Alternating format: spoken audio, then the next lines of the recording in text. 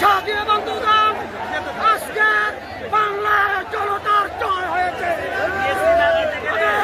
একটি কথা পরিষ্কার ভাষায় বলতে চাই, এই বিজয়ের জন্য আমার যে সকল ভাই বোনেরা জীবন দিয়েছে, তাদের বিচার না হওয়া পর্যন্ত বাংলার জনগণ থামবে না।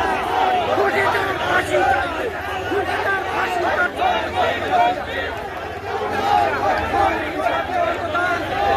ইসলামী আন্দোলন বাংলাদেশ তার নেতৃত্বে বিশাল এক মিছিল নিয়ে আমরা শাহবাগের দিকে রওনা হয়েছি।